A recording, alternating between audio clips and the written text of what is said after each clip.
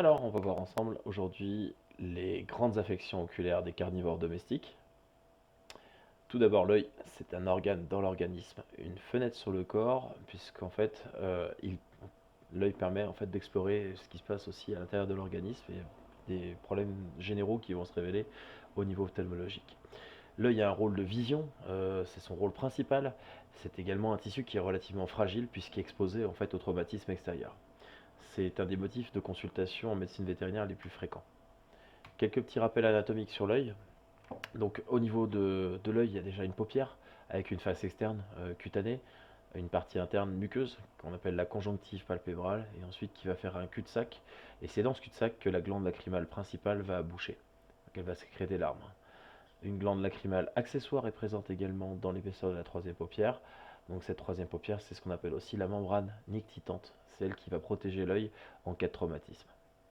Un œil également, c'est une cornée, la sclère, le tissu blanc qui entoure l'œil, et à l'intérieur, deux compartiments, l'humeur aqueuse, qui est situé en avant du cristallin, et le vitré, qui est une sorte de gel en fait, qui est en arrière du cristallin.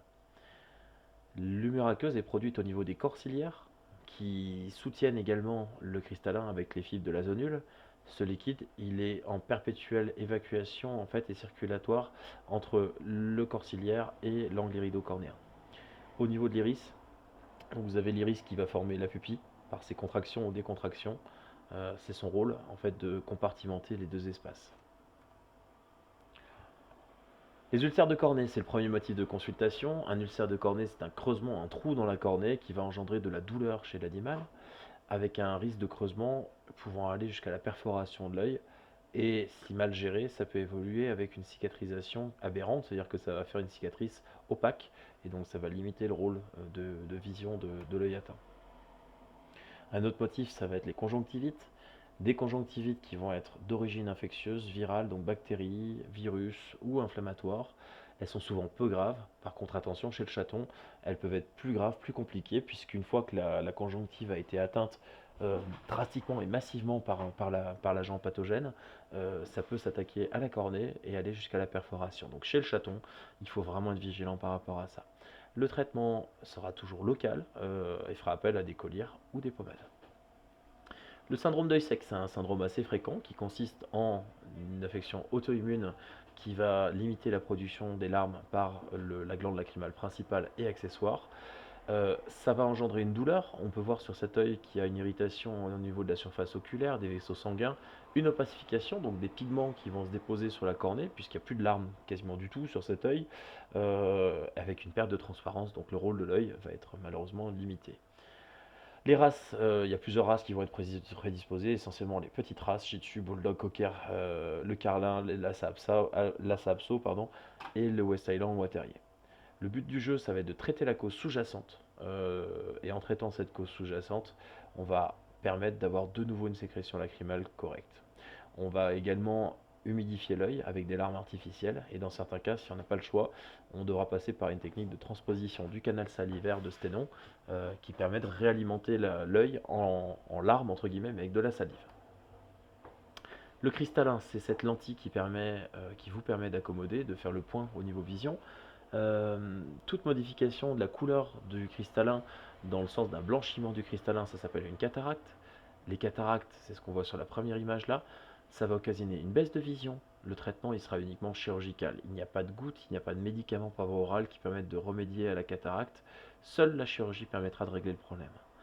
On a des risques de complications. Si on n'opère pas la cataracte, on pourra avoir des glaucomes, des uvéites, des inflammations et forcément une perte de vision. Avant d'opérer la cataracte, il faudra envisager de faire un bilan préopératoire de la cataracte puisque cette anomalie qui est souvent héréditaire ou congénitale peut être associée à d'autres maladies comme des maladies de la rétine qui rendront la chirurgie inutile puisque la rétine ne sera pas capable de recevoir de l'image et de transférer ça au cerveau. La chirurgie consiste à enlever, on va dire schématiquement, l'intérieur du cristallin, l'intérieur de la lentille, en gardant la paroi principale qu'on appelle la capsule, et de positionner en fait au sein de la capsule une lentille, un implant intraoculaire, dont le rôle est vraiment de faire converger les rayons de lumière vers la rétine.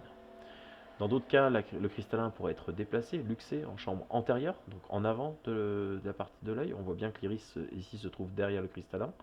ou le cristallin pourrait être luxé en chambre postérieure, donc à l'arrière de l'iris. Donc les complications vont être une augmentation de la pression de l'œil et souvent une douleur. Le seul traitement dans ce cas-là, c'est d'extraire le cristallin, de faire une ouverture et de sortir le cristallin de l'œil. La sclérose. La sclérose, c'est un vieillissement naturel et normal du cristallin qui va se faire à partir de l'âge de 6 ans bien souvent. Les propriétaires vont vous appeler inquiets en disant que mon chien a une cataracte, mais en général les reflets sont beaucoup plus bleu verdâtre que blanc comme on peut avoir dans le cas de la cataracte. Les uveites. Les uveites sont des inflammations de l'intérieur de l'œil avec une rougeur associée, des douleurs. Le traitement devrait être précoce et vraiment assez important pour limiter les complications. Puisque quand vous avez des particules inflammatoires du sang et autre chose dans l'œil, si vous laissez les choses évoluer, vous pourrez avoir des adhérences, voire carrément une augmentation de la pression, donc un glaucome. Donc on traite la cause en cas d'essentiel.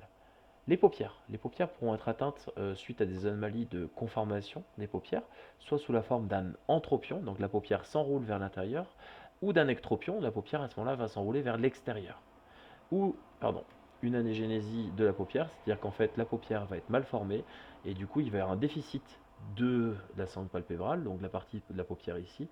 Pour remédier à ça, souvent on fait des greffes, des plasties palpébrales, on va ajouter du tissu cutané ou de la bouche directement au niveau de la paupière. Les malpositions ciliaires. On a vu que les paupières peuvent être mal formées, on peut avoir que les cils aussi peuvent être mal engagés. Ça, c'est ce qu'on appelle un distichiasis. Donc, ces petits cils qui vont être naturellement orientés vers l'extérieur, mais qui là vont traverser la paupière supérieure et irriter l'œil. Les conséquences de tous ces phénomènes-là, c'est quoi? C'est une irritation de l'œil, un frottement permanent avec des animaux qui vont avoir l'œil fermé, qui pleurent et qui grattent beaucoup. Les tumeurs de paupières, en fait, qui vont être présentes essentiellement chez le chien. Chez le chien, elles sont souvent bénignes, donc il suffit de les enlever, mais assez rapidement parce que ça augmente vite de taille. Chez le chat, par contre, elles peuvent être beaucoup plus négatives en termes de pronostic, puisque c'est souvent des cancers. L'inflammation. Il peut y avoir des inflammations au niveau dermatologique, comme ce chien qui a une atteinte démodécique, donc il a une démodécie, c'est un parasite qui va atteindre en fait la peau et qui va engendrer ces lunettes, donc présentes sur les deux yeux du chien, ces lunettes démodéciques. Les tumeurs intraoculaires, donc dans l'œil, peuvent se développer des tumeurs. Souvent à l'intérieur, c'est plus souvent l'iris ou les corps ciliaires qui vont être le siège de développement de tumeurs.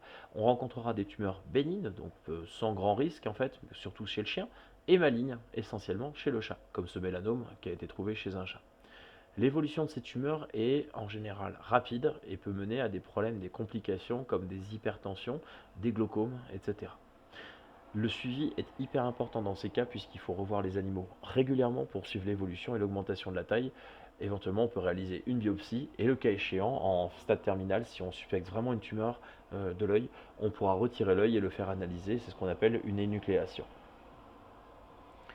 L'augmentation de la pression oculaire, aussi appelée glaucome, pourra être primaire, c'est-à-dire qu'on a une augmentation de pression qui est uniquement liée à des problèmes de conformation à l'intérieur de l'œil, c'est-à-dire que de manière héréditaire, le système de drainage, d'élimination du liquide à l'intérieur de l'œil se fera mal.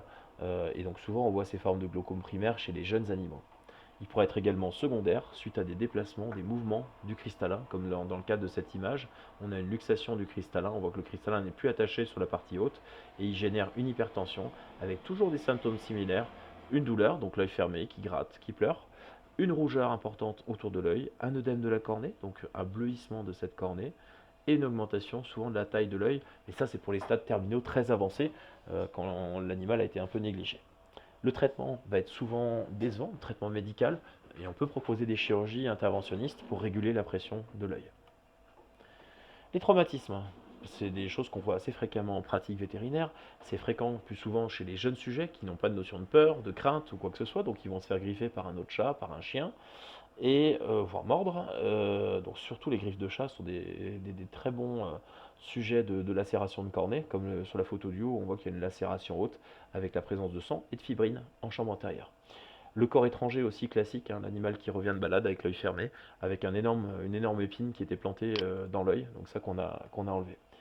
Le traitement, il doit être chirurgical bien souvent, donc pour ces deux cas, et rapide. Plus tôt on va faire l'intervention, meilleurs seront les taux de récupération fonctionnelle, donc vision et conservation de l'œil, et surtout limiter l'infection, parce que systématiquement, vous faites une rupture entre l'extérieur et l'intérieur d'un organe, vous risquez d'avoir une invasion par des bactéries.